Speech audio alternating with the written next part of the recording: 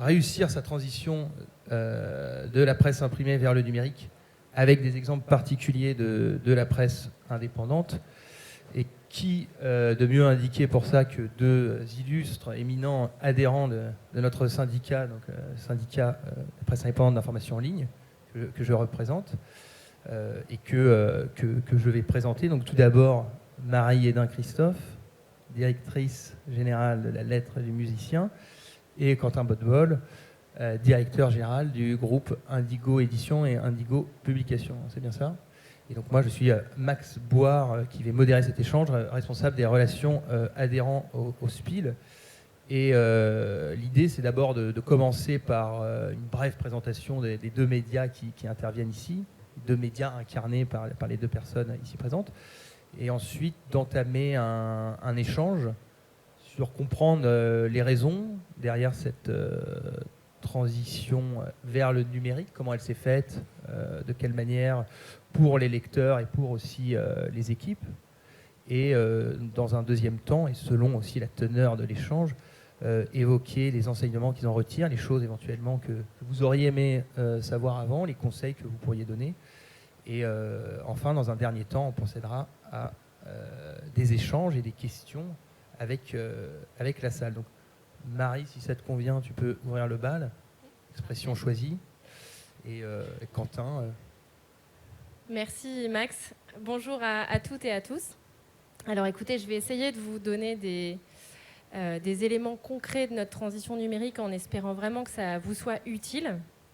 La lettre du musicien, c'est un média presse professionnelle qui était donc bien sûr print uniquement, d'où ma présence à cette table ronde, et qui est aujourd'hui bimédia.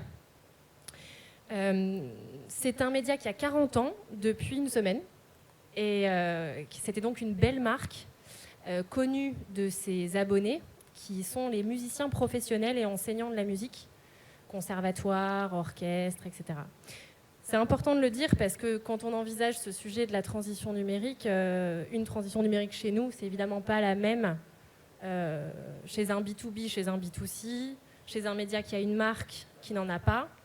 Et l'autre spécificité, c'est que notre publication, c'est un actionnariat familial. Donc Max l'a dit, un actionnariat indépendant. Et donc on est une publication seule. À ce stade, on n'a pas de synergie avec d'autres publications. Donc en clair, on s'est retrouvé avec certains atouts, une marque préexistante, connue de ses abonnés, qui nous a donné un petit peu de temps pour faire cette transition. Je pense que c'est ça dont on a bénéficié, ce crédit auprès de nos abonnés de notre lectorat. Notre spécificité, le côté niche, ça c'était nos atouts. Et nos inconvénients, c'est qu'on avait globalement pas de moyens pour investir dans la transition. Il a fallu qu'on le fasse à la force de nos petits bras et sans investissement économique particulier autre que ce que générait l'entreprise. Donc je crois que ça fait partie des défis aussi importants et des spécificités de notre cas. Mais je vous en dirai plus dans la foulée. Bonjour à tous et à toutes. Du coup, je rebondis un peu sur ce que tu disais. Donc, je dirige Indigo Publication. On a un groupe qui a à peu près une quarantaine d'années aussi, qui a été créé en 81. Les fondements du groupe, c'est des médias d'enquête. Donc, ça fait à peu près 40 ans qu'on publie des médias en français et en anglais à l'international. Donc, avec une logique papier aussi qui est un peu complexe parce qu'il fallait envoyer des publications dans le monde entier.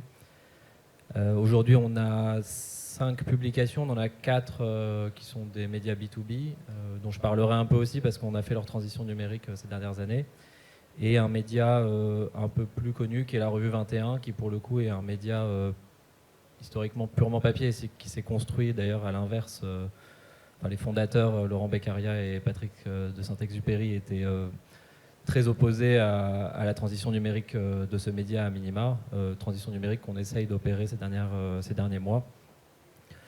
Voilà, et pour parler un peu de nos sujets d'enquête, c'est la finance, la défense, les mines, le pétrole, tous ces sujets un peu ardus à l'international, politique et diplomatie aussi, mais qui ont un intérêt assez global. Donc on a aujourd'hui beaucoup plus de lecteurs dans le monde anglo-saxon que dans le monde francophone, ce qui fait un peu la spécificité de notre groupe aussi, vu qu'on est basé entièrement à Paris.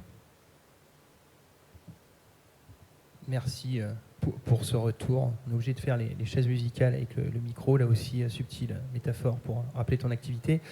Donc, peut-être première, du coup, vraie question que je vais poser à Quentin, comme ça on reste dans un échange un peu dynamique, mais par rapport à ce que tu dis, justement, pourquoi et de fait comment vous avez conçu cette stratégie d'une offre numérique d'un média nativement imprimé, et puis partant de là, quels objectifs vous poursuiviez et quelles difficultés aussi peut-être vous avez pu rencontrer, d'autant que dans le cas que tu évoques, il y avait deux exemples un peu différents et je pense complémentaires. Alors, je vais déjà parler pour Indigo Publication. Donc, c'est des médias B2B. Ça sort un peu du contexte initial, mais je pense que c'est important de préciser. Nous, notre lectorat est complètement global. Il s'étend des États-Unis jusqu'à la Chine, et conserver du papier avait un sens très limité. La transition telle qu'on l'a fait, c'est qu'on est passé de publications papier à des publications PDF, et puis on a finalement arrêté le PDF pour faire du full web. C'est une transition qui s'est faite sur quelques années. Notre stratégie, c'était de garder l'ADN des publications, donc des publications d'enquête. Ça devait rester de l'enquête, donc du froid. Notre stratégie a donc été de faire des éditions en ligne et pas de faire du flux. C'était assez fermement affirmé dès le début du projet. Et donc on continue à faire des éditions. Alors on est passé pour ceux qui connaissent un peu la lettre A devenue la lettre, on est passé d'une édition hebdomadaire à une édition quotidienne, mais on est resté complètement attaché aux valeurs initiales qui étaient de l'enquête, donc dans une édition hiérarchisée pour les lecteurs le matin, et pas de flux. Donc on n'a pas transformé l'essence de ce qu'on faisait. On a gardé vraiment l'ADN du groupe, mais on l'a transitionné vers une autre forme, une forme numérique. Il y avait un sujet aussi pour nous qui était important, c'est qu'en fait le support avait assez peu d'importance. Ce qui comptait, c'était évidemment ce qu'on mettait dedans.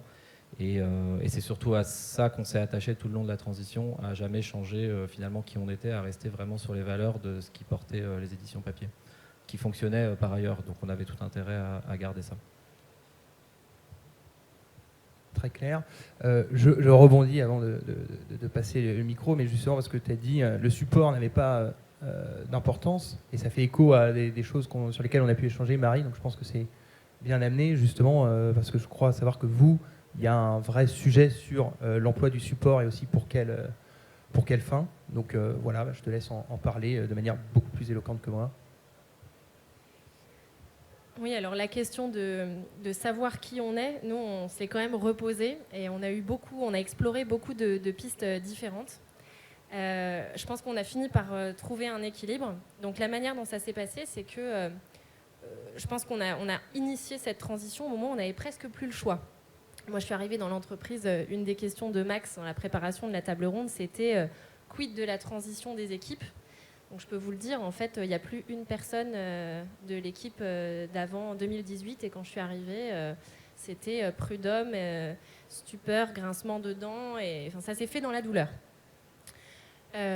Nous, la nouvelle équipe, quand on est arrivé et que cette transition avait été opérée, on a tout remis à plat sur quel va être notre avenir en fait sur le web, parce que nos lecteurs ne nous y attendaient plus presque. C'est-à-dire que les nouvelles générations de musiciens avaient trouvé leur schéma d'échange de conseils pratiques sur les réseaux sociaux, de création de groupes sur les conditions d'emploi de l'enseignement artistique, par exemple.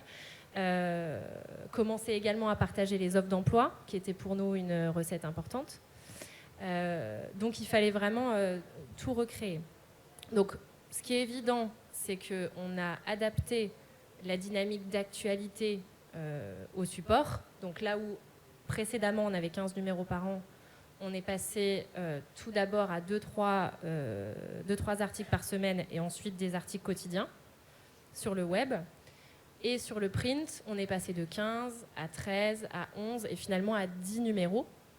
Et on a tout de suite réfléchi à la question de est-ce qu'on garde le print ou pas.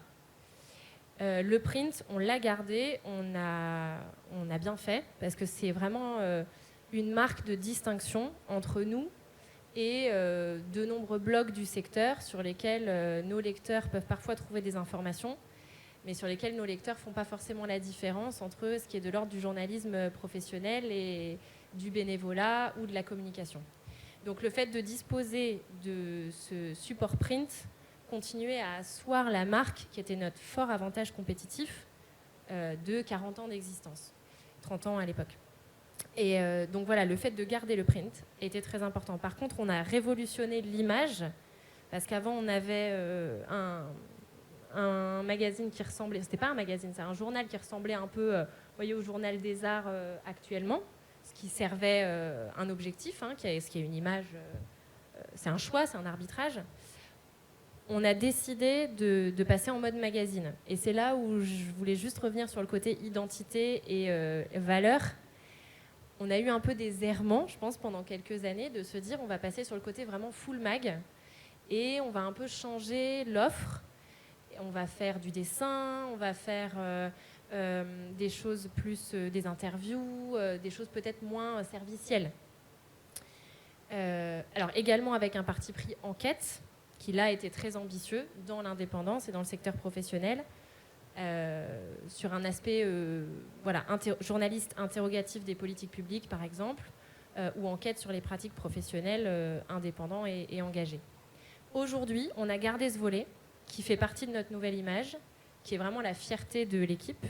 Sur la partie mag, on en a gardé certains aspects, c'est-à-dire le côté infographie, dessin, qualité de la maquette. Mais c'est sûr qu'on a recentré sur le besoin d'informations servicielles, notamment sur la partie web, du type les nominations, etc. Donc je voulais faire cet aparté parce que je pense sur la partie vraiment contenu et offre, on s'est posé toutes ces questions, on s'est donné le temps de faire ces tests et on s'est rendu compte qu'il fallait une âme aux médias qui est donc celle de l'investigation, de l'enquête, mais qu'il fallait absolument qu'on reste très attaché aux motivations d'achat et d'abonnement de nos lecteurs et à notre marché. Et donc c'est maintenant l'équilibre entre les deux se fait avec globalement un rendez-vous mensuel qui aide la rédaction à avoir un certain style d'écriture, à remplir 3-4 pages avec un contenu plus long. Et puis ensuite sur le web, cette exigence d'écrire un petit peu tous les jours et d'être plus sur le vif. Donc finalement une complémentarité qui aide l'équipe éditoriale dans sa production à avoir une variété de formats. Quentin, justement, je voudrais rebondir sur un point qu'évoquait Marie. Nécessairement, quand elle est arrivée, donc c'était un moment particulier, puisque c'est ce que tu évoquais, il y a eu un changement total dans le fonctionnement. Mais toi, dans ton cas, à quelle difficulté tu as dû faire face? Comment tu as fait justement pour accompagner tes équipes dans cette transition? Et comment tu fais encore, d'ailleurs, pour le faire? Alors déjà, je voudrais rebondir un peu sur un truc que tu as dit, qui est le fait que ça soit fait dans la douleur et qu'une grosse partie des équipes soit partie. On a vécu un peu la même chose, c'est-à-dire que beaucoup adhéraient à l'ancien projet et ne se retrouvaient pas dans le nouveau, ce que moi j'ai trouvé dommage, parce que finalement les deux projets étaient plutôt similaires.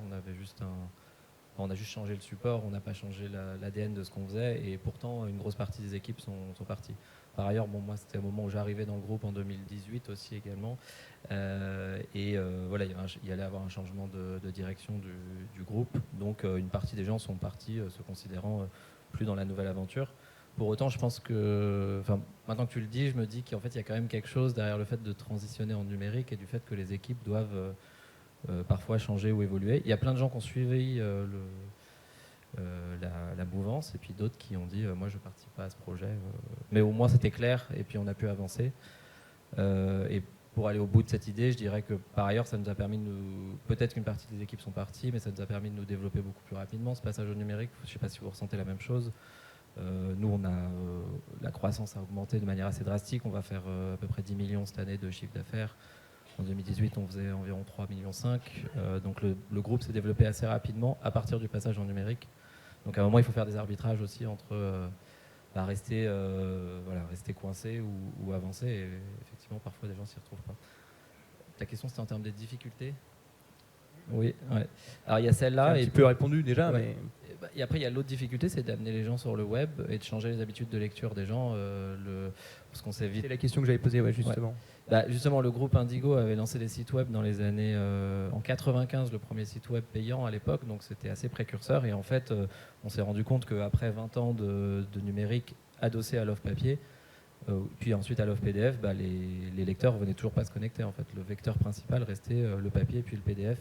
Et on avait moins de 30% des gens qui se connectaient au moment où on a passé la lettre A, du coup, à l'époque, en quotidien numérique. Donc une des grosses difficultés, ça a été de ramener les gens simplement sur le web. L'intérêt, c'est qu'aussi le passage de cette offre en numérique a ramené énormément de nouveaux lecteurs à ce moment-là, ce qui a permis de compenser une bonne partie qu'on a perdue. Comme dans toute transition, il faut faire des choix.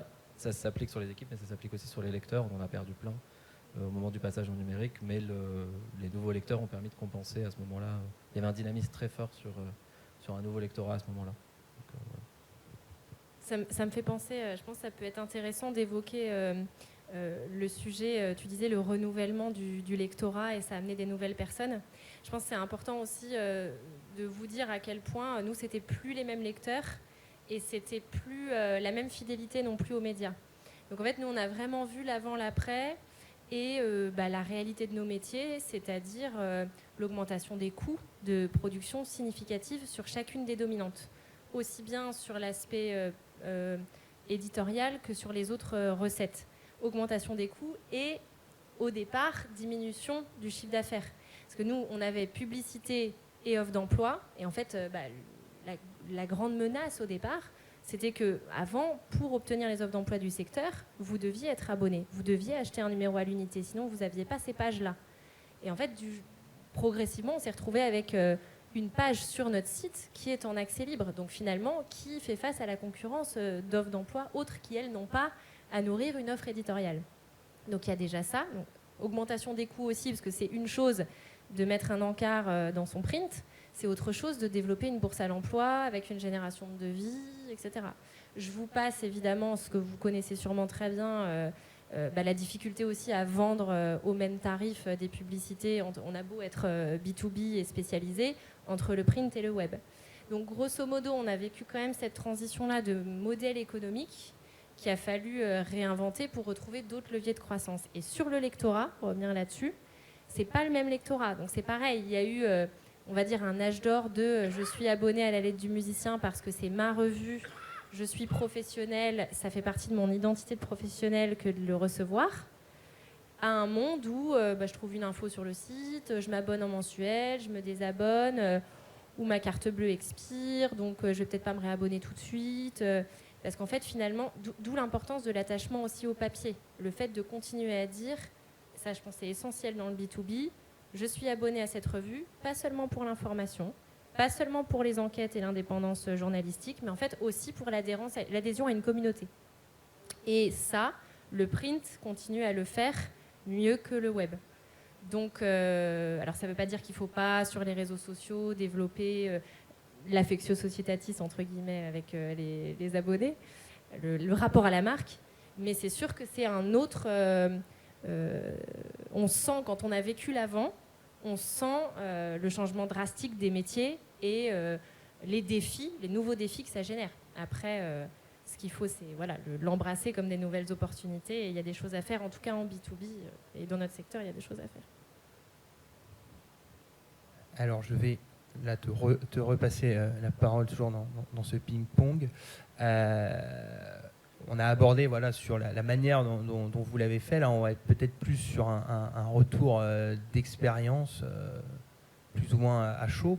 Mais quelles sont les recettes, selon toi, pour réussir cette transition numérique? Bon, j'imagine qu'il n'y a pas de clé magique, de formule. Mais quels conseils tu donnerais ou qu'est-ce que tu en retires? Et aussi, du coup, qu'est-ce que tu aurais aimé savoir ou peut-être qu'est-ce que tu ferais différemment? Alors, nous, la manière dont on a fonctionné, ce n'était pas un choix, mais a posteriori, ça s'est imposé à nous. Parce que je vous disais, on avait un modèle économique où on n'avait pas les moyens de faire des investissements massifs. Et on disposait d'un peu de temps parce qu'on n'avait pas de concurrent direct comme on est sur une niche. Donc, dans ces conditions-là, on a vraiment apprécié, en tout cas, pouvoir prendre le temps de faire des essais, de tester, de se tromper, de changer. Je pense notamment à tout ce qui va être prix des abonnements. On est passé, comme certains d'entre vous, j'imagine, par l'erreur de l'achat d'articles à l'unité. Ça, c'est clair que vous vous souvenez, on était devenus des centimiers, on avait 1,50 €, 1,50 € pour un article professionnel. En fait, voilà, ça aujourd'hui, avec le recul, on se dit, mais c'était une grave erreur, parce qu'en fait, il faut que l'acheteur ponctuel paye aussi le reste du service qui permet l'accessibilité du contenu dont il a besoin à l'instant T.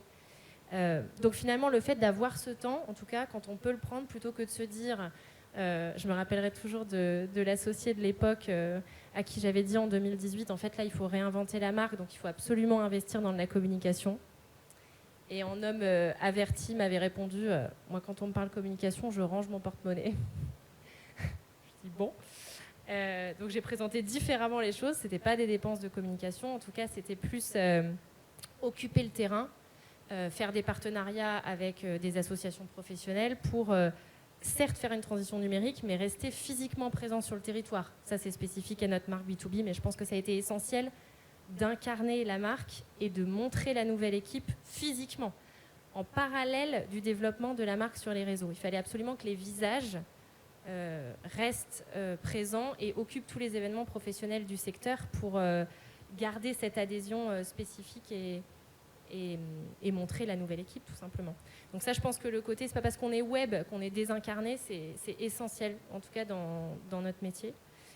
Et la deuxième chose, c'est, mais ça, je ne peux pas vous dire que j'ai une recette miracle, c'est faire les bons choix sur les outils techniques. Parce que nous, on a pu avoir un financement FSDP pour le développement du site, mais c'est sûr que le fait de ne pas disposer en interne, du fait de notre culture d'entreprise, de personnes qui avaient la compétence du web, du codage, etc., ça nous a rendus vulnérables à des prestataires qui n'étaient pas en capacité de nous accompagner de manière aussi réactive qu'on aurait souhaité pour faire face aux exigences de notre lectorat.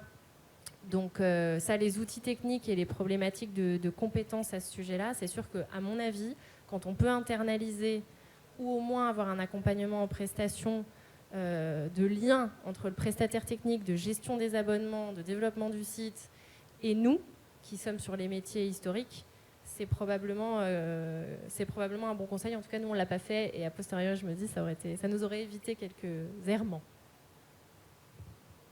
Souviens-toi, Marie, des sages-paroles d'Oscar Wilde. L'expérience est simplement le nom que nous donnons à nos erreurs. Finalement, voilà, à l'avenir, puisque cette transition aussi, elle se construit un peu au jour le jour. Donc, c'est des erreurs que vous ne referez plus et qui nourriront, j'imagine, la vie du média ultérieurement. Voilà, passé cet intermède philosophique, je passe la parole à Quentin pour toi aussi nous partager, si peut-être tu l'as, comme un alchimiste, la recette miracle pour réussir sa transition numérique, mais un retour peut-être un peu différent.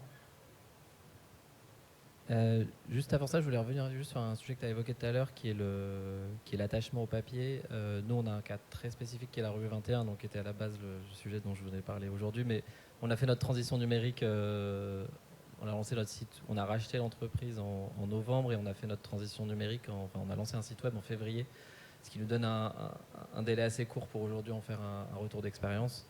Mais c'est vrai qu'il y a parfois sur certains médias il y a un attachement au produit papier. La revue 21 en est un symbole vu que l'objet en lui-même est vendu au-delà de son contenu et s'en détacher parfois dans le numérique est pas forcément évident. Donc en tout cas juste pour dire rapidement ce qu'on a fait sur la revue 21, c'est on s'est dit que de toute façon l'objet était ce qu'achetaient les gens autant que son contenu. Et donc on a fait un site web qui rappelait vraiment énormément la revue papier. Le but étant aussi d'amener des lecteurs à s'intéresser à la revue papier, même par le site web. Et on fera notre transition numérique sur la durée. Ensuite, pour revenir sur le sujet que tu as évoqué, qui sont un peu les clés de ce qui pourrait se permettre de réussir.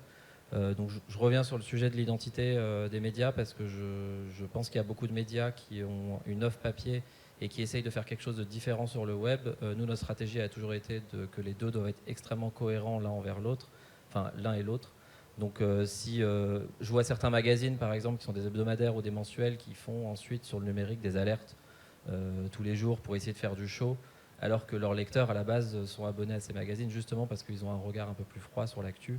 Je pense qu'il faut pas s'écarter de ça, parce que ça crée une confusion chez le lecteur qui comprend plus trop ce que propose le média en numérique, en papier. Donc moi, je serais pour une complémentarité des deux offres, le temps qu'en tout cas qu'il y a du papier et du numérique. Et ensuite, je te rejoins sur les outils. J'irai même plus loin. Je dirais que la partie UX, enfin l'expérience utilisateur, avec des offres simples, des capacités de se connecter facilement, de lire facilement et tout, est extrêmement importante, parce que on est face à un public parfois qui a l'habitude de lire le papier. Le papier, c'est facile à aborder et à lire. On les envoie sur le web d'un seul coup. Il faut vraiment que l'expérience utilisateur soit, à la fois en termes d'abonnement et d'expérience sur le site, soit parfaite. Parce que sinon on les perd assez rapidement et on s'en est rendu compte nous sur pas mal de transitions, donc j'insisterai pas mal sur ce point d'expérience utilisateur. Et du coup, est-ce qu'il y a quelque chose que tu aurais bien aimé savoir avant, peut-être avant de te lancer sur ces choses-là, qui t'aurait fait voir les choses différemment? C'est principalement que les gens ne savent pas se connecter sur un site. Je confirme. Alors vous cliquez en haut à droite, ça se a été assez douloureux pour beaucoup. Hein. Donc nous, ça a été un long... il faut un service client un petit peu armé pour expliquer aux gens parfois quelque chose d'assez simple, quoi. Donc peut-être être attentif à ça, parce que le temps qu'on n'a pas passé sur le site à améliorer l'expérience, on le passe ensuite en service client à répondre aux uns et aux autres un par un. Donc ça peut être long. Peut-être sur cet aspect-là, ça me fait penser aussi au côté multigénérationnel de nos lecteurs et nos lectrices. Et on n'a pas parlé du fait qu'à une époque, on a envisagé, et on l'a fait, la vente du print seul, la vente du web seul et la vente du bimédia. On ne fait plus. Maintenant, c'est bimédia obligatoire. C'est-à-dire qu'on s'est rendu compte que économiquement, le print fonctionnait encore très bien avec les publicités print, mais le lectorat n'avait plus ce qu'on appelle, j'ai l'anglicisme, désolé, mais le willingness to pay pour le print. Que par contre, ils y étaient attachés, mais ils n'étaient pas prêts à payer pour. Donc à partir de là, comme on a la chance d'avoir encore des recettes publicitaires qui financent la production du print, on a décidé de ne plus permettre l'achat du web seul, parce que finalement il y avait une fuite du B2C vers le web seul, parce qu'on a en partie du B2C professionnel, et on a fini par décider de quasiment offrir le print en fait, et heureusement on n'avait pas mis un abonnement, une tarification d'abonnement trop basse sur le web, hein. Il y avait 10 € d'écart entre web seul et bimédia. Donc finalement, on a pris ce parti. Donc on est conscient que la production du print, elle n'est pas financée par une commande d'abonnés, finalement. Donc ça devient... L'autre aspect, sur l'aspect valeur, c'est sur la partie pour ceux qui ont des publicités. Ça, je le dis, nous, on a essayé, c'est parce qu'on est B2B, hein, mais on a essayé de rester sur une tarification, entre guillemets, assez ambitieuse, de ne pas dégrader... nos supports web. Et donc on a réussi en 7 ans on est parti de zéro, hein, sur les recettes publicitaires, et maintenant on est 2 tiers, 1 tiers print web. Donc on a encore 2 tiers de print, alors qu'on est passé à 10 numéros. Sur les offres d'emploi, en 3 ans, on est passé d'un rapport 90%, 10% en faveur du print à l'inverse. Aujourd'hui, on est 90% recettes offres d'emploi web et 10% print. Donc, c'est un virage qui s'est fait là, au plan de la tarification. On a été très attentif pour maintenir le chiffre d'affaires, à assumer des montants qui paraissaient, ce qu'on nous disait, des montants print. Mais ça, encore une fois, c'est une spécificité, je pense, B2B, et tout média ne peut pas forcément... Il y a aussi des prix de marché. Donc, c'est sûr que nos publicités à l'unité sont très chères. Alors, ce que tu dis, ça me fait penser à une question. Après, je laisserai aussi Quentin rebondir. Mais justement, tu parles beaucoup des changements que ça a introduit sur le print, sur le trafic sur le web, et après des activités qui passent de plus en plus sur le web. Mais est-ce que, sans non plus avoir de boule de cristal pour le futur, mais à un moment où tu te poses la question de la pertinence de garder ce print, ou est-ce que c'est un no-go, puisque de toute façon, ça fait partie de votre identité et tout ça? Alors, j'espère qu'on n'en viendra jamais là. Après, moi, je suis une gestionnaire pragmatique, donc il faut tout envisager. Il faut pas, voilà. Aujourd'hui, ça n'aurait pas de sens pour la simple et bonne raison, fort heureusement, que ces publicités print sont au rendez-vous. Donc, finalement, le print est financé. Donc, moi, j'ai une bonne nouvelle à donner à mes actionnaires en ce sens, c'est de dire, finalement, c'est rationnel économiquement et c'est encore rentable d'avoir du print. Par contre, je pense qu'il sera pertinent un jour de le rendre encore plus qualitatif au niveau du contenu en se donnant le temps de le produire encore plus qu'aujourd'hui. Et il est probable qu'un un trimestriel, par exemple, pourrait être pertinent avec une plus grande pagination d'ici quelques années. Donc de continuer un mouvement, arrêter totalement le print, je pense que ce serait une erreur, même si encore une fois, il ne faut rien mettre de côté. Par contre, il est possible qu'un jour, cette fréquence de parution se réduise pour devenir vraiment un rendez-vous purement dossier de fond, mag, etc. Ce qui, je me permets, en plus serait cohérent par rapport à ce que tu disais, puisque vous avez déjà passé de 15 à 10, donc finalement, c'est aussi la marge peut-être. Mais oui, tu voulais rebondir sur ce point, Quentin, j'ai vu que tu voulais dire quelque chose. Non, je veux bien répondre à la même question, parce qu'on se pose aussi la question de la pertinence du print. Nous, aujourd'hui, il y a plus de 90% du chiffre qui vient du print encore sur la revue 21, donc ça serait suicidaire de supprimer le print du jour au lendemain, mais nécessairement, je pense que dans le futur, c'est quelque chose c'est une voie qu'on explorera. Voilà. Après, il faut le faire à un moment où on est certain que ça va pas nous coûter, enfin que ça ne va pas nous plomber la boîte, quoi. Donc voilà. Mais on n'a pas de pub, nous, donc l'enjeu du print est peut-être un peu différent. Il y a cet objet, effectivement, la revue, auquel sont attachés les gens, mais on saura, je pense, imposer l'idée même que la revue peut être lue en ligne, et donc à terme, le print peut disparaître. On avait prévu de ménager un petit temps d'échange avec la salle. Il nous reste une bonne dizaine de minutes, donc je pense que c'est le bon moment. Mais peut-être avant ça, un dernier conseil peut-être à donner à un jeune aventurier de la presse qui se lancerait dans cette aventure. Marie, peut-être. Alors, je suis désolée, c'est encore spécifique B2B, mais on a eu beaucoup de conseils et beaucoup de discours qui tiraient vers le B2C, qui nous engageaient à investir les réseaux sociaux à 3000%, etc. Et en fait, la meilleure décision qu'on ait prise, c'est d'être sur newsletter et d'avoir notre canal de lien direct avec les abonnés. Parce que, de toute façon, non pas qu'il ne faille pas l'investir, mais la présence sur les réseaux sociaux, elle est très aléatoire, elle est très difficilement contrôlable. Donc voilà, peut-être là-dessus, les agences B2C ont un prisme. Voilà. Malheureusement, on n'est pas repéré par Google Actualité. Alors c'est un peu un drame parce que on a des infos exclusives qui sont reprises par des médias qui, eux, sont sur Google Actualité. Donc c'est un peu rageant pour l'équipe éditoriale. Et bien sûr, il faut continuer à améliorer le SEO, à être mieux présent sur les moteurs, etc. Mais je pense que vraiment, nous, notre indépendance, ça a été notre lien direct à nos abonnés. Et il faut construire la suite. Mais on a bien fait de commencer par investir cet endroit-là. Non, je rejoins un peu le point de vue. C'est pas trop miser sur les réseaux sociaux, une newsletter bien faite, effectivement, des offres simples, et surtout miser à fond sur... nous, en tout cas, on mise sur l'info et l'éditorial et la qualité du papier. En fait, les lecteurs, s'ils ont une expérience simple de pouvoir lire des papiers de qualité, je pense que la formule est là. Voilà. Merci. Et donc, est-ce qu'on a des questions dans la salle après cet échange riche et passionnant? Ouais, alors je ne sais pas comment porter le micro. Bon, hop là. Voilà. N'hésitez pas à le faire passer ensuite. Oui, ça va. Bonjour. Je me suis occupé de la transition numérique du média alternative économique. Et il y a je suis parti maintenant, mais peu importe. Il y a un sujet qui était compliqué. C'était celui de la liseuse. Parce que bien souvent, la transition numérique des médias, c'est principalement numériser le papier en format PDF et le mettre à disposition d'une liseuse.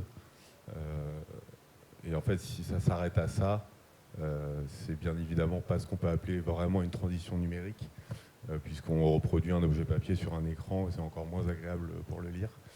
Malgré tout, c'est quelque chose que les lecteurs, quand ils prennent des formules numériques, réclament. Et moi, j'ai trouvé que c'était compliqué de vraiment faire valoir qu'on a un média numérique quand on fait cohabiter un PDF et à côté des articles 100% web à côté. On se dit, c'est deux choses différentes qui cohabitent, on ne comprend pas.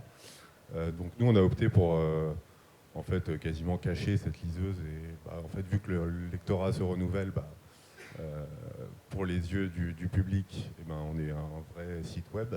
Est-ce que vous avez dû gérer cette problématique? Je pense notamment à 21, c'est pas n'importe quelle transition numérique, 21, parce que c'est celle du premier MOOC. C'est vraiment le bel objet papier sans aucune publicité ni rien, donc ça ne doit pas être évident. Mais voilà, ma question porte sur cet aspect technique-là. Alors, on a une liseuse dans 21 aussi en web et en mobile. Moi, en tout cas, je suis d'une génération qui n'adhère pas à ce format. Et notamment, je lis beaucoup sur mobile et je pense que la grande majorité des lecteurs qu'on va chercher demain lisent sur mobile. Et la liseuse sur mobile, j'y crois pas énormément.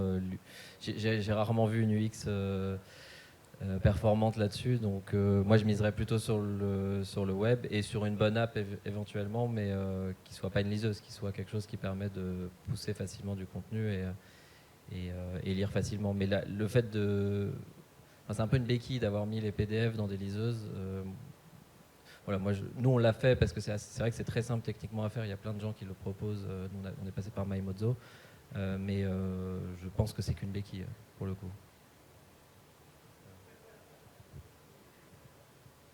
Alors nous, ça a été une question de coût, tout simplement. C'est-à-dire qu'il y avait effectivement une petite partie des abonnés qui le réclamaient, plutôt un peu plus âgés, j'ai envie de dire les profs de musique, jeunes retraités dynamiques, équipés. La nouvelle génération, principalement newsletter et web, et pas vraiment cet usage-là. Donc nous, au bout d'un moment, on a cette réalité de dire, voilà, l'abonnement, il est à 99 €, il coûte 300 € et en fait le différentiel, si l'abonné payait plus, il pourrait avoir ce type de service. Aujourd'hui, la boîte n'a pas les moyens de proposer ce type de format, même si dans l'idéal ça pourrait satisfaire une partie des professionnels. Donc on préfère investir dans la qualité éditoriale, c'est des arbitrages. Mais du coup, on n'a pas eu ce souci liseuse. Pardon, on a supprimé l'app. On avait une app, quand je suis arrivée, il y avait quand même ça qui avait été fait sur le numérique.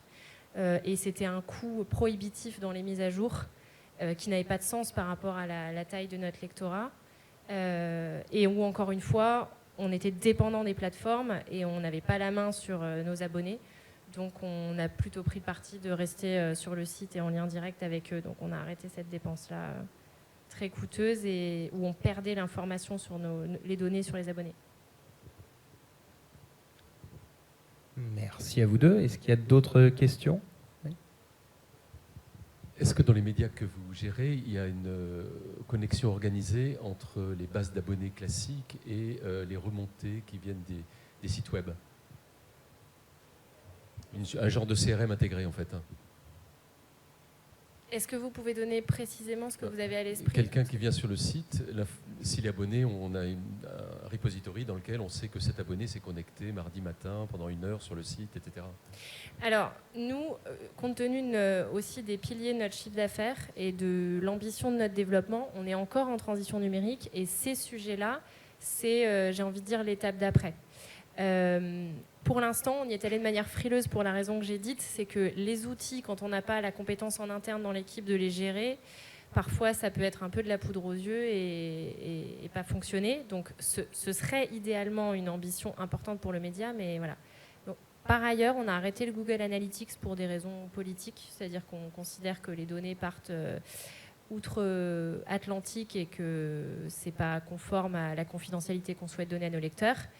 Et on n'a pas de cookies non plus. On a juste un suivi pour notre régie publicitaire intégrée. On a un suivi des volumes de vues, mais ça s'arrête là. Et donc, finalement, c'est moins tant ce trafic sur le site que les données newsletter qui vont nous servir à pousser du marketing, voir le succès de tel ou tel article, etc.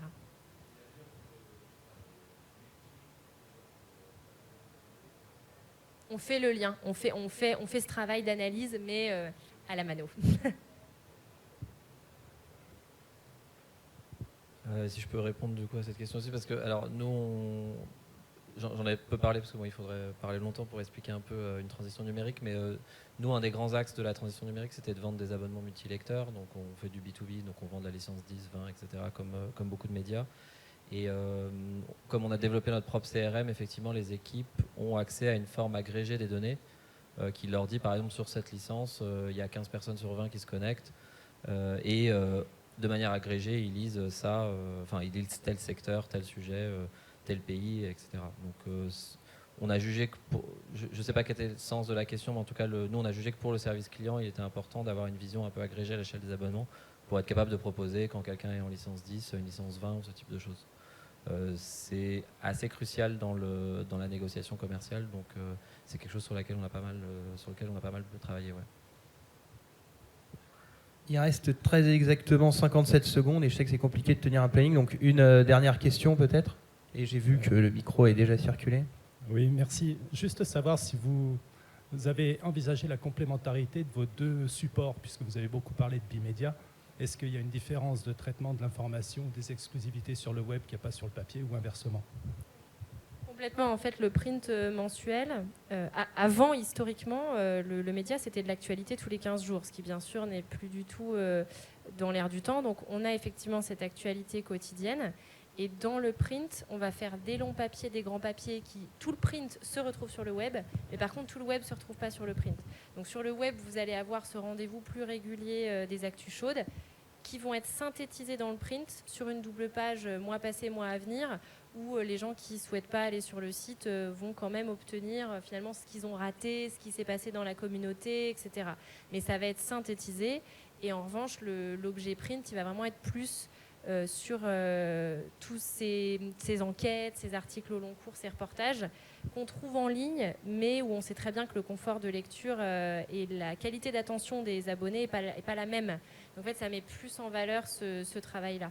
Donc, en effet, nous, il y a un sujet sur la titraille de ces contenus qui sont bimédias, parce que c'est pas du tout la même chose de trouver un beau titre qui, de facto, est mis en avant dans un objet. Et quand on met ce beau titre dans la newsletter, ça marche pas du tout. Donc, c'est sûr qu'au niveau SR, il y a des compétences à toujours affiner, améliorer dans la présentation des contenus sur le web pour finalement un même article. Également dans le chapeau, également voilà. Donc ça, c'est un travail aussi qu'on essaye de faire pour qualifier les contenus et s'adapter sans changer, en gardant notre identité d'entreprise, de s'adapter au lectorat derrière chaque support et au temps d'attention dont il dispose.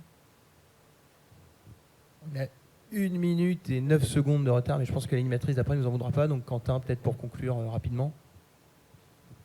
Je suis d'accord avec tout ce qui a été dit sur ce sujet, donc voilà, je conclue comme ça. Merci à tous les deux. Merci.